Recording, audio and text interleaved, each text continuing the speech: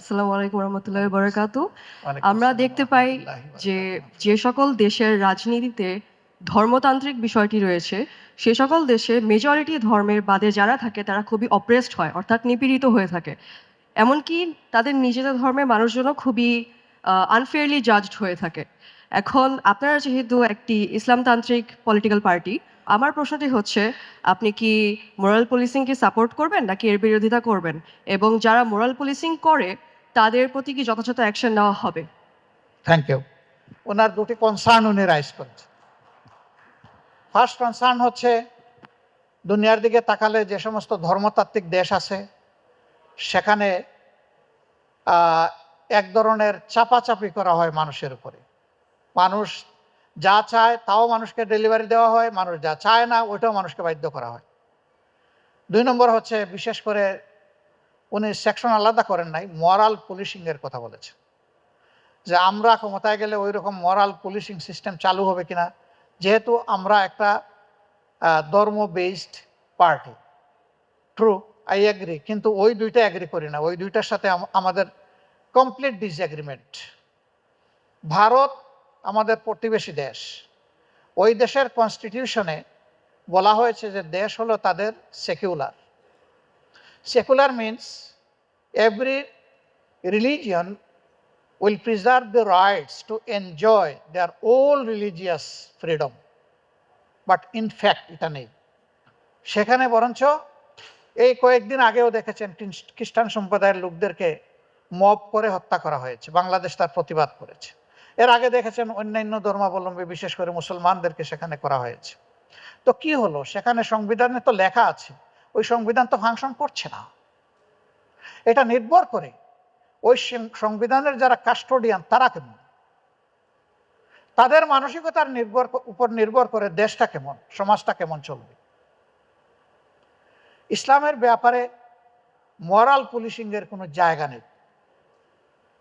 রাসূলুল্লাহ সাল্লাল্লাহু আলাইহি সাল্লামের পার্লামেন্ট হাউস ছিল মসজিদে নববী, ওনার মন্ত্রণালয় ছিল মসজিদে নববী, ওনার প্রধান বিচারপতির দপ্তর ছিল মসজিদে নববী। এই মসজিদে নববীতে শুধু মুসলমানরা ঢুকতেন না, শুধু পুরুষরা ঢুকতেন না, পুরুষ মহিলা মুসলিম অমুসলিম নির্বিশেষে সমস্ত মানুষ ঢুকত। বহু মহিলা এসেছেন তার প্রয়োজনের কথা বলতে। তার পোশাক ইসলাম যেটুকু শালীনতার প্রত্যাশা করে ওরকম না, তিনি এসেছেন তার মতো পোশাক। আল্লাহ রাসূল কখনো এমন কোনো এভিডেন্স নাই বলেছেন মা আগে আপনি যান, একটু পোশাকটা শালীনতার সাথে পরে আপনি আসেন। নেভা, কখনো বলেন নাই। বরঞ্চ শ্রদ্ধা সম্মানের সাথে ওয়েলকাম করে ওনার প্রয়োজনটা, ওনার অসুবিধাটা উনি জানতে চেয়েছেন। তারপরে তিনি তার অ্যাপ্রোপ্রিয়েট সলিউশন দিয়ে সম্মানের সাথে তাকে বিদায় করেছেন। This is the standard of Islam. অন্য ধর্মের লোকেরা এসেছে তার সাথে সাক্ষাৎ করতে ডেলিগেশন নিয়ে। ইহুদি সম্প্রদায়ের ওই দিন শনিবার ছিল, তারা বলেছে যে আমরা আমাদের উপাসনা করতে চাই, আমাদেরকে কোথায় একটু জায়গা করে দেবেন। রাসূল করিম সাল্লাল্লাহু আলাইহি সাল্লাম সাহাবীদেরকে বলছেন, একটা দিকে মসজিদের ভিতরে ইঙ্গিত করে যে এই জায়গাটা ওনাদের জন্য খালি করে দাও, এখানেই তারা উপাসনা করবে। আল্লাহ রাসূল বলেন নাই যে এটা অ্যাবসলিউটলি মুসলিমদের জন্য প্রিজার্ভ করা হয়েছে, এখানে তো আপনাদেরকে দিতে পারবো না, আচ্ছা দেখে কোথায় দেওয়া যায়। নো, এখানেই জায়গা করে দিয়েছে। This is the religious harmony of Islam and beauty of Islam. কিন্তু আনফর্চুনেটলি আমরা আমাদের দুর্বলতার কারণে ইসলামের যে বিউটি এটাকে আমরা তুলে ধরতে পারছি না। রিয়েল বিউটি যদি আমরা তুলে ধরতে পারি তাহলে আমাদের পারসেপশনের চাইতে অনেক ঊর্ধ্বে ইসলামের অবস্থা। আমি আমার জীবনের একটা উদাহরণ দেব। 1994 সাল দেশে একটা ডেভাস্টেটিং ফ্লাড হয়েছিল। বিভিন্ন এনজিও এসেছে দেশ বিদেশ থেকে মানুষের পাশে দাঁড়া। এরকম একটা বিদেশি এনজিও আমাকে তাদের সাথে সঙ্গ দেওয়ার জন্য ইনভাইট করলো, আমি গেলাম। সেই টিমে একজন নিউলি কনভার্টেড মুসলিম ছিলেন, তিনি অরিজিনালি জার্মান সিটিজেন, তিনি গর্ডন গিভেন ছিল তার নাম। ইসলাম আসার পরে তার নাম হয়েছে আবদুল্লাহ গিভন। তো আমাদের নৌকাটা একটা জায়গায় গিয়ে ঠেকে গেছে পলিতে, ওটা আর তীরে বিটছে না। আমরা ইতস্তত করছি যে এই পানি থেকে কিভাবে একটু সামনে নেওয়া যায়। এই লোক জাম দিয়ে পানিতে নেমে গেল, আস্ত একটা চালের বচ্চা 50 কেজির তার পিঠের উপর তুলে নিল। আমরা জাম দিলাম, বললাম আপনি আমাদের গেস্ট, এ বোঝা আমরা টানবো। হাসতে হাসতে বললেন, তোমরা সারা জীবন ছটাক ছটাক মুষ্টি মুষ্টি যা টেনেছো, আমি এখন বস্তা বস্তা টানলেও তার সমান হবে না, আমাকে আমার বস্তাটা টানতে দাও। We became very much excited and impressed. তখন হুড়মুড় করে সবাই লাফালাফি করে নেমে তার সাথে আমরা প্রতিযোগিতা শুরু করলাম। ফেরার পথে তার সাথে একান্তে বসলাম 1 to 1। আমি জিজ্ঞেস করলাম যে কি জিনিস তোমাকে আকৃষ্ট করলো ইসলামে আসতে। আমাকে সে রিপ্লাই দিল, this is Quran, this is Quran, this is কোরআন। আমি জিজ্ঞেস করলাম কোন মানুষটি এই পথে তোমাকে ইনভাইট করেছে? Again he answer, this is Quran, this is Quran, this is কোরআন। তার মানে কি? আমাদের একটা ব্যর্থতার ইঙ্গিত। সেইটা বলল না যে এই কোরআন অমুক মানুষের মাঝে আমি বাস্তবে দেখে আমি ইসলামে অনুপ্রাণিত হয়েছি, এটা সে আমাকে বলল না। সে বলল সরাসরি আমি কোরআন দেখে অনুপ্রাণিত হয়েছি। This is our failure. ওই বিউটিটা আমাদেরকে ক্রিয়েট করতে হবে, রিফ্লেক্ট করতে হবে। ইসলাম মাফ করবেন শুধু মুসলমানদের জন্য আসে নাই, ইসলাম মাফ করবেন শুধু মানুষের জন্য আসে নাই। ইসলাম এসেছে আল্লাহ তাআলার সমস্ত ক্রিয়েশনসের মধ্যে ডিসিপ্লিন এস্টাবলিশ করার জন্য। আমরা এটাকে কাট টু সাইজ করে বোতলের ভিতরে ঢুকাই ফেলছি। আমরা কেউ পানি পোড়ার কাপের মধ্যে, কেউ তাবিজের মধ্যে, কেউ ডেইলি না বুঝে তেলাওয়াতের মধ্যে, একটা পর্যায়ে আমরা এটাকে নিয়ে এসেছি। No, it is quite universal এবং up to the last moment of the world. হযরত ঈসা আলাইহিস সালাম একমাত্র মানুষ যিনি দুনিয়ায় দ্বিতীয়বারের মতো ফিরে আসবেন। আর কোনো মানুষ দ্বিতীয়বার দুনিয়া ফিরে আসবে না। তিনি আসার পরে দুনিয়া থাকবে মাত্র 40 বছরের পরে শেষ, খতম। তার আসার, তার আগমনেই সংবাদ দিবে যে দুনিয়ার 40 বছর তৈরি হয়ে যাও। এই ইসলাম যতদিন পর্যন্ত তার সামগ্রিকতা ধারণ করেছে, শুধু মুসলমান না, সারা বিশ্ব মানবতা এখান থেকে উপকৃত হয়েছে। আর যখন সে নিজেকে কনজারভেটিভ এবং ন্যারো করে ফেলেছে, সে দুনিয়াকে বঞ্চিত করেছে, মানবতাকে বঞ্চিত করেছে এবং মুসলমানদের উপর জুলুমের দুয়ার খুলে দিয়েছে।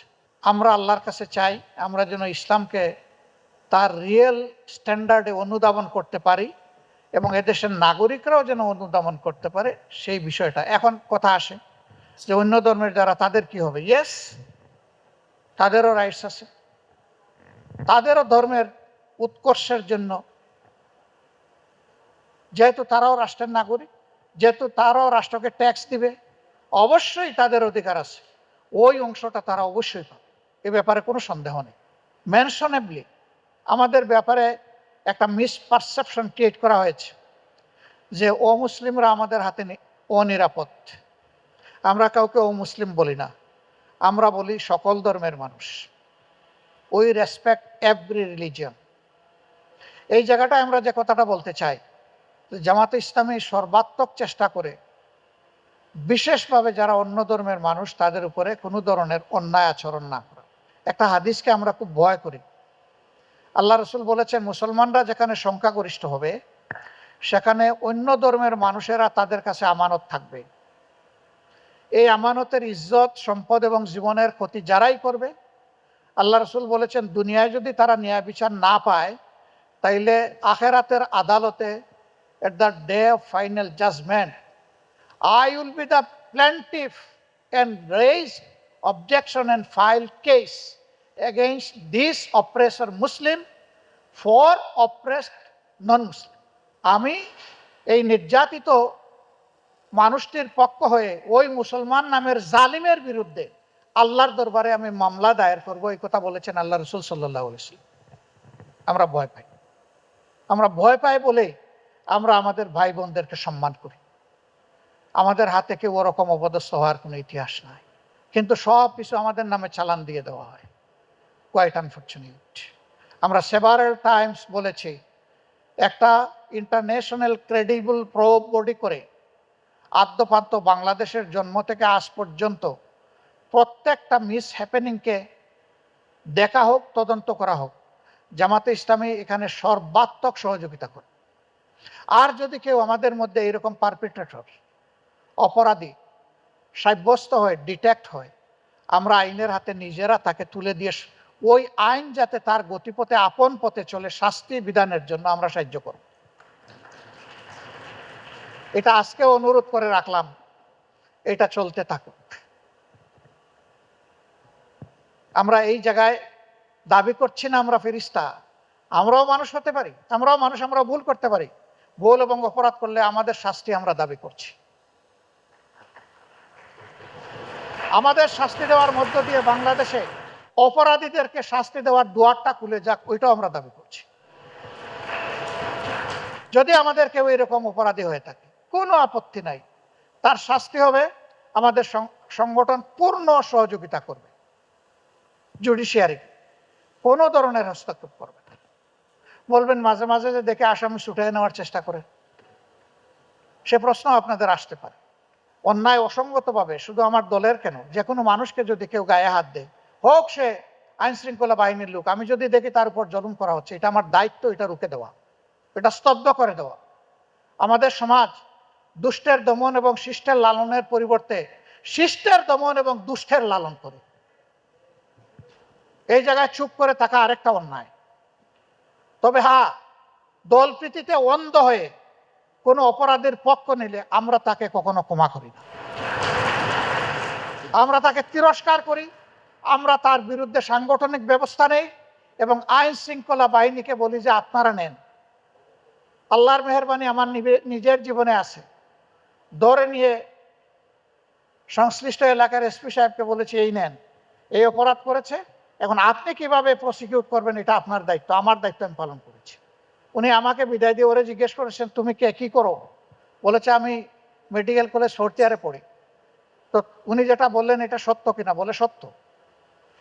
বলে যে তুমি এখানে আসলে কিভাবে, উনি আমাকে বলেছেন যে আমি অন্যায় করেছি, তোমাকে পুলিশে দেব, তুমি আসো, প্রস্তুতি নিয়ে আসো। আমি ব্যাগ নিয়ে এসেছি, আমার কাপড় চোপড় আসবে, আমি জেলে যাওয়ার জন্য এসেছি।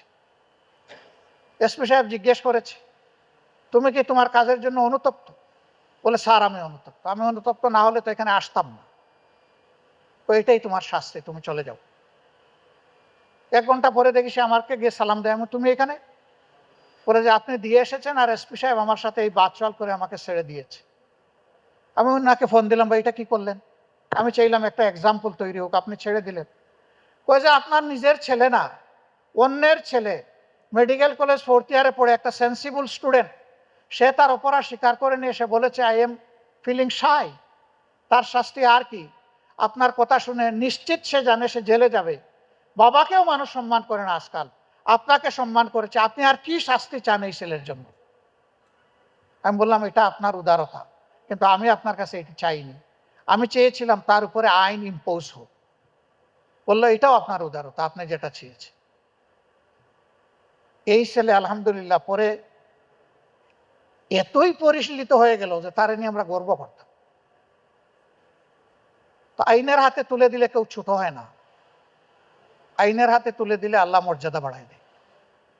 আমরা সেই কাজটা করব, ভয় পাবেন না। আমরা যে সমাজ করব, কোনো নাগরিককে কারো ব্যাপারে মরাল পুলিশিং এর দায়িত্ব দেওয়া হবে।